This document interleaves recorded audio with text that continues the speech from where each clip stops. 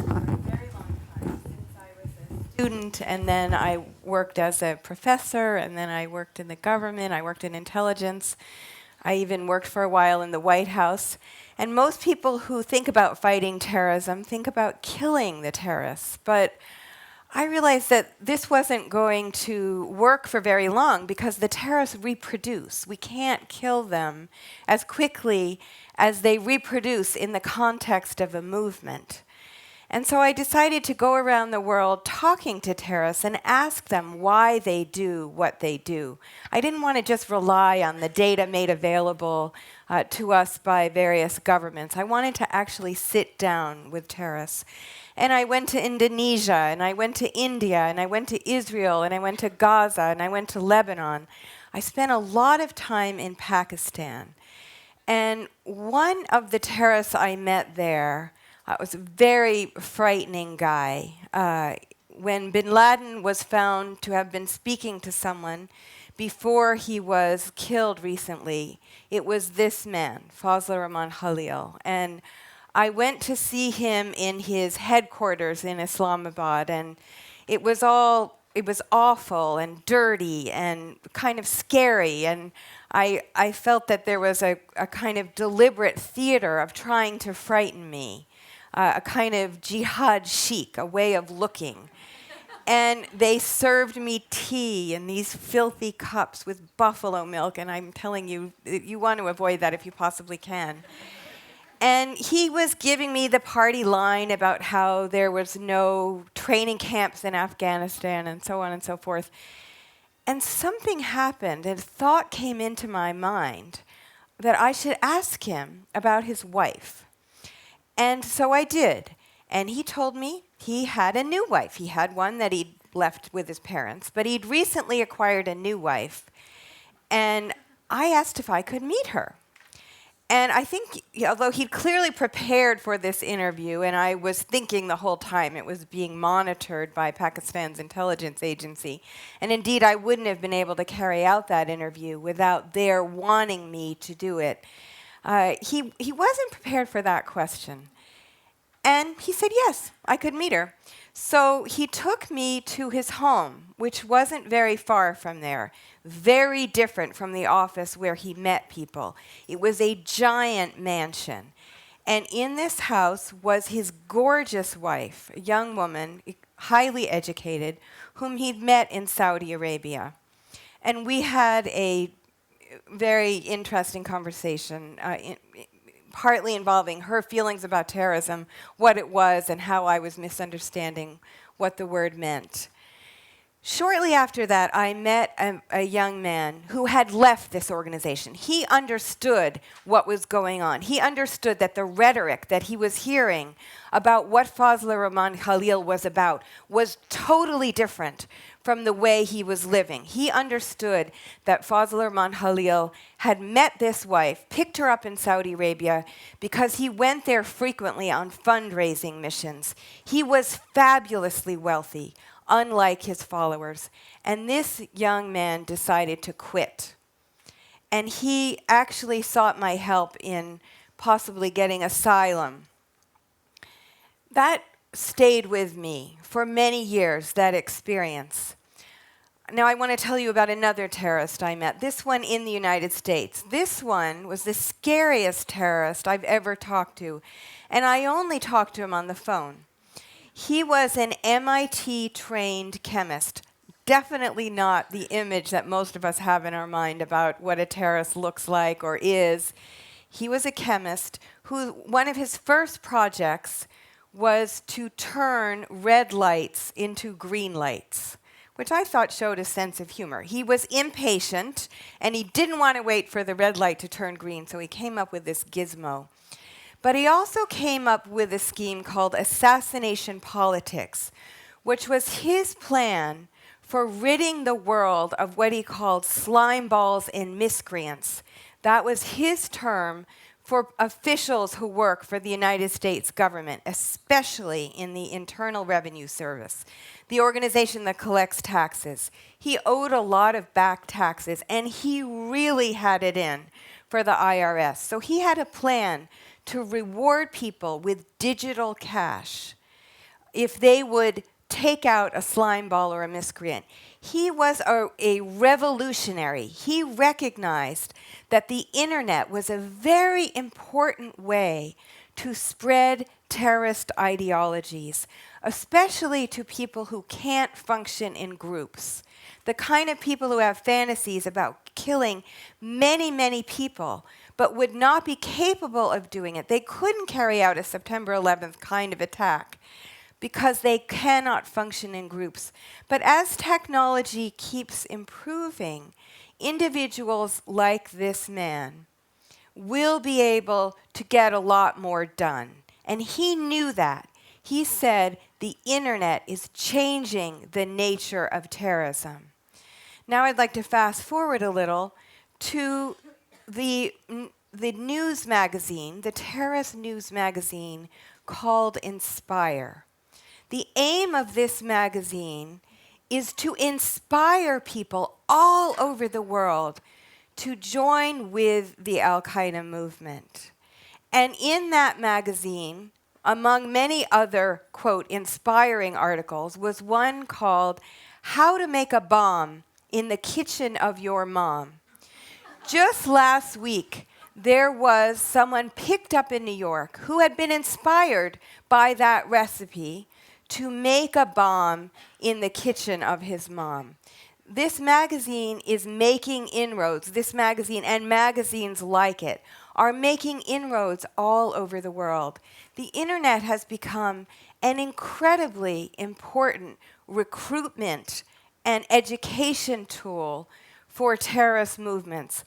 We are going to see the end of Al-Qaeda and the movement that it inspires.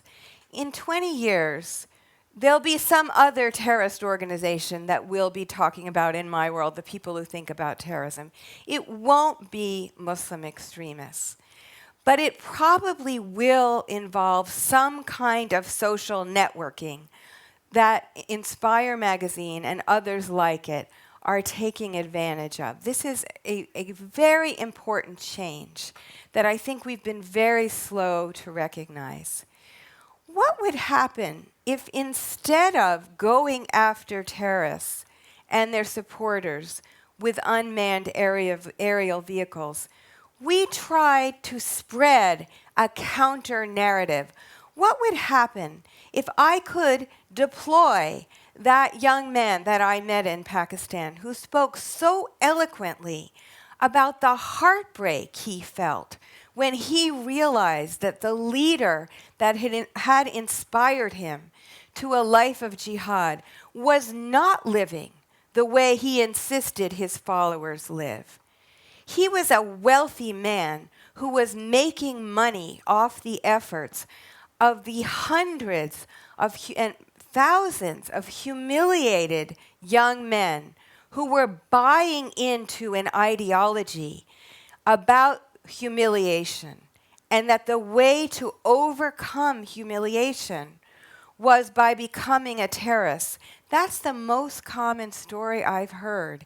And it's a story that I've heard not just among Islamists, but also among Christian terrorists that I've talked to. People who want to kill abortion providers, Jewish terrorists who want to take down the Dome of the Rock. Humiliation is absolutely key. And finding an identity with dignity is absolutely key. What would happen if we took people who had actually joined these terrorist movements, who had felt that humiliation, who had found this new identity, but then began to realize that that identity wasn't enough? And this is what happens.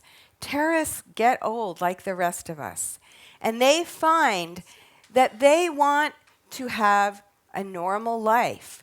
And they begin to see that what they were doing, the story they'd been told, that they could make the world a better place by actually going out and killing people, that was wrong, that they in fact should have been listening, and this comes up a lot, to their mothers. Indeed, Google Ideas, a new organization founded by Google, recently brought together a large group, about 100 former terrorists, as well as victims of terrorist crimes, to talk about why they'd gotten recruited, how they got recruited, and more importantly, how they left, why they left, and how they left. And so much of what we heard focused on two things: identity, the identity they finally found, a clear identity within a terrorist group, and what their moms told them about why they shouldn't have joined and why they should leave. And it sounds trite and almost unbelievable. Here I am, I'm a mom, and I think moms are important in the counterterrorism fight. Well, it turns out that if you talk to terrorists who have left their organizations, they say the same thing. What Google is trying to do is amplify the voices of these terrorists who have left. And this is something that I'm trying to do with Google. I think this is an idea definitely worth spreading. And I hope that if there are any terrorists who have left their organizations who are watching us now, that you will think about how to get that story out. It's absolutely critical that we find individuals who are courageous enough to say, this is why I did what I did. This is the mistake I made. This is what I've learned about how I can help others either not join or leave. I want to tell you just a little bit about what the Saudi government is doing in this regard. The Saudi government, oddly enough, is one of the thought leaders in the area of counter-radicalization and helping terrorists leave. They've established an organization that involves psychiatrists, psychologists, religious leaders, and believe it or not, art therapists. And they work with individuals who have been captured. Some of them actually have been spent time at Guantanamo or other prisons where they were tortured. It's a lot of work to help these young men leave the life of a terrorist and go back into normal life. And they end up with a lot of support. Their families support them. The Saudi government helps their families support them. The Saudi government gives their family members jobs. The Saudi government gives the former terrorists jobs. They give them cars. They find them wives. In essence, they are helping them find new identities. Now, I'm not going to say that this is something that every government can replicate. To take terrorists and buy them a car and get them a job and find them a wife. I don't know where they find wives willing to do this, but they do.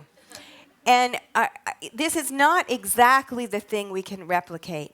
But the Saudi government has been doing something else as well, and that is they have been talking to the terrorists who are hanging out in chat rooms. And they are talking directly to them on the internet.